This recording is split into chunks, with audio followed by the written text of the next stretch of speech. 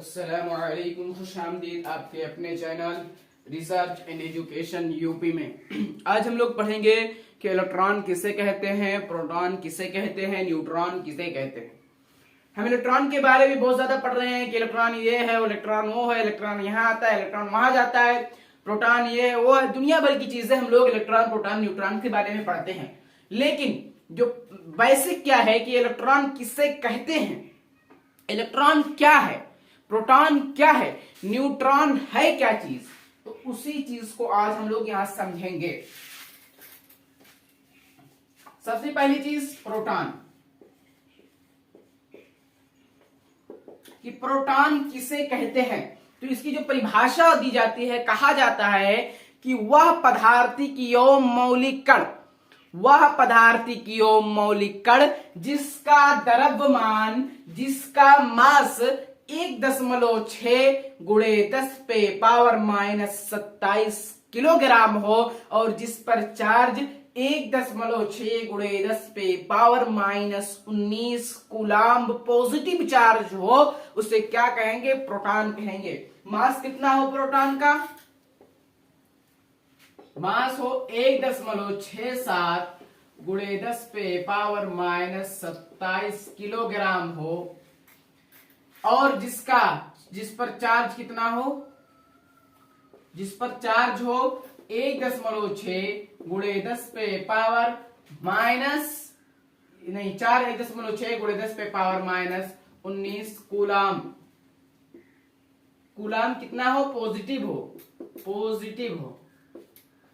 इसे हम क्या कहेंगे, प्रोटॉन कहेंगे। प्रोटॉन किसे कहेंगे, वह पदार्थिकीय मौलिक कण, वह पदार्थिकीय मौलिक कण जिसका द्रव्यमान 1.67 गुणे 10⁻⁻27 किलोग्राम हो और जिस पर चार्ज 1.6 गुणे 10⁻⁻19 निगेट पॉजिटिवली चार्ज हो कूलाम, उसे क्या कहेंगे, हम प्रोटॉन कहेंगे। इसकी डिस्कवरी कब हुई, इसकी खोज कब हुई, डिस्कवरी इसकी कब हुई, 1920 में। किसके द्वारा हुई, रदरफोर्ड के द्वारा, रदरफोर्ड के द्वारा।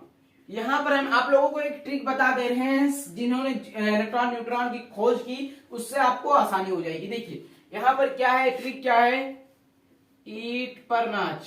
क्या, ईंट पर नाच। कहां पर नाच, ईंट पर नाच। ई से इलेक्ट्रॉन, इलेक्ट्रॉन हो गया। टी से थॉमसन, यानी इलेक्ट्रॉन की खोज किसने की, थॉमसन ने।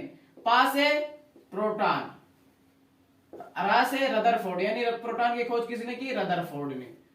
न से न्यूट्रॉन, यानी न्यूट्रॉन की खोज किसने की, चा से चैडविक, यानी ई से इलेक्ट्रॉन, टी से थॉमसन, पी से प्रोटॉन, रा से रदरफोर्ड, एन से न्यूट्रॉन, चे से चैडविक। ईंट पर नाच, ये वाला ट्रिक याद रखिए। सभी किसी का डिस्कवरी आप भूलेंगे नहीं कि इलेक्ट्रॉन की खोज किसने की, न्यूट्रॉन की खोज किसने की, प्रोटॉन की खोज किसने की।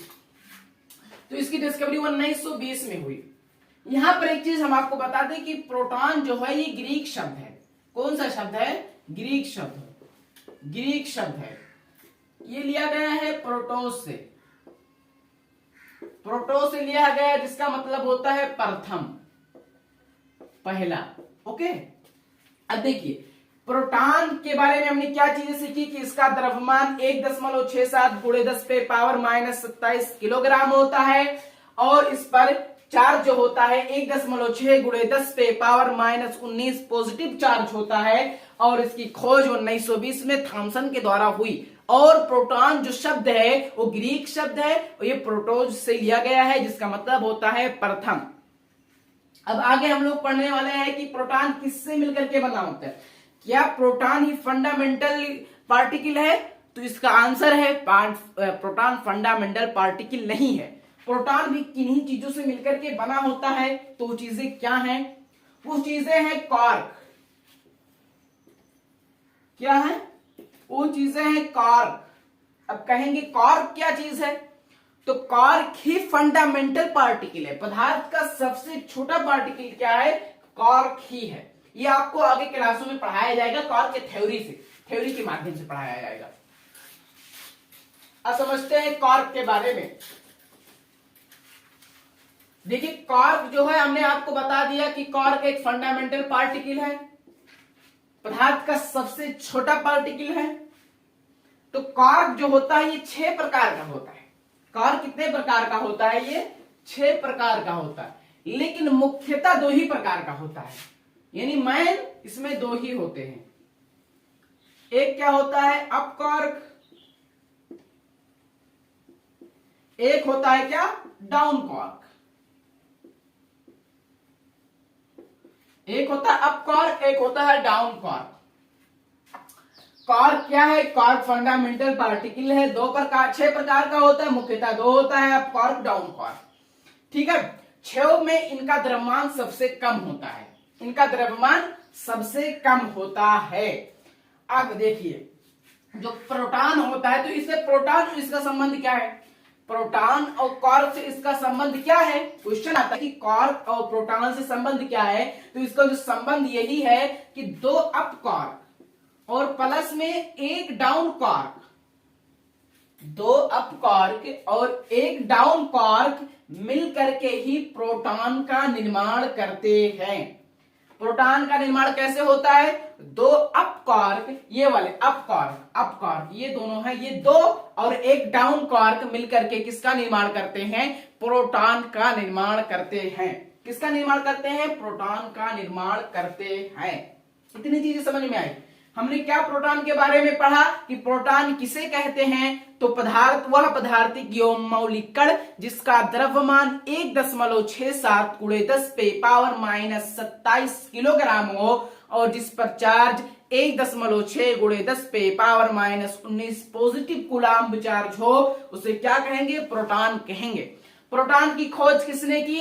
रदरफोर्ड ने की। कब की? 1920 में की। प्रोटॉन किससे मिलकर के बना होता है? कॉर्क से मिलकर के बना होता है। कॉर्क क्या है? कॉर्क फंडामेंटल पार्टिकल है। कॉर्क कितने प्रकार का होता है? 6 प्रकार का होता है। मुख्यतः कितने प्रकार का होता है? 2 प्रकार का होता है। कौन कौन से? अप कॉर्क और डाउन कॉर्क। प्रोटॉन किससे मिलकर के बना होता है? 2 अप कॉर्क और 1 डाउन कॉर्क से मिलकर के बना होता है। इतनी चीजें हमने प्रोटॉन के बारे में पढ़ी। अब हम आगे किसके बारे में पढ़ेंगे? न्यूट्रॉन्स के बारे में पढ़ लें। न्यूट्रॉन के बारे में पढ़ते हैं हम लोग।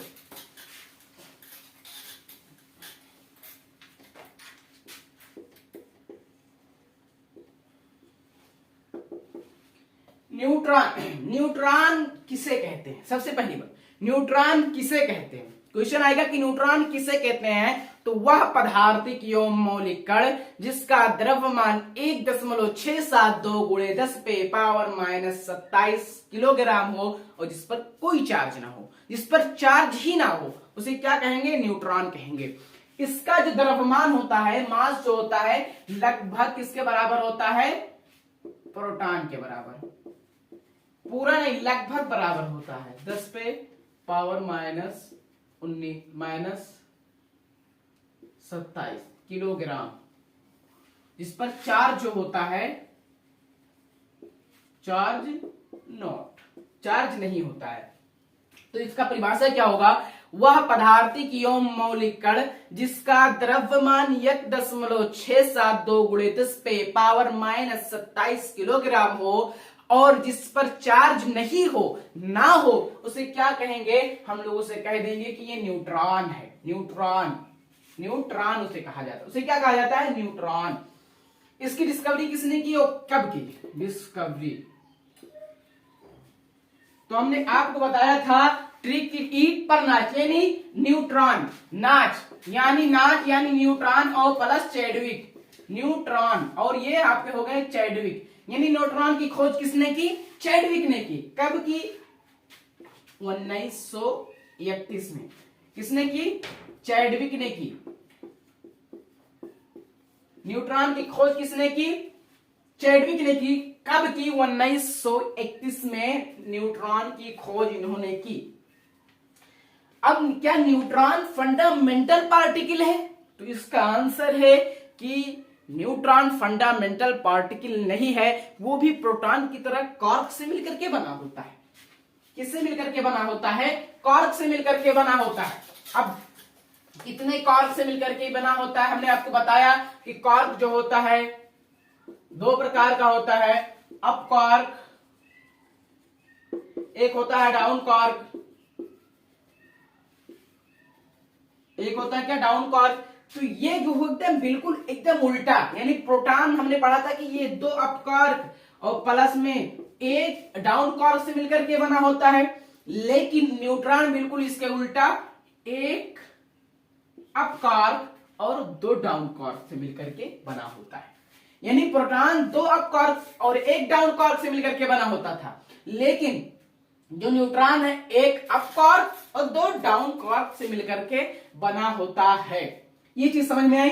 न्यूट्रॉन के बारे में हमने क्या पढ़ा कि न्यूट्रॉन वह पदार्थ क्यों मौलिक कण है जिसका द्रव्यमान 1.67 × 10 पे पावर 1.672 × 10 पे पावर -27 किलोग्राम है और जिस पर कोई चार्ज नहीं है। और इसकी खोज किसने की, कब की? इसकी खोज जेम्स चैडविक ने की 1931 में की। और ये कितने क्वार्क से मिलकर के बना होता है? एक अप क्वार्क, दो डाउन क्वार्क से मिलकर के बना होता है। इतनी चीजें हमने न्यूट्रॉन के बारे में पढ़ी। अब आगे हम आ जाते हैं इलेक्ट्रॉन पर।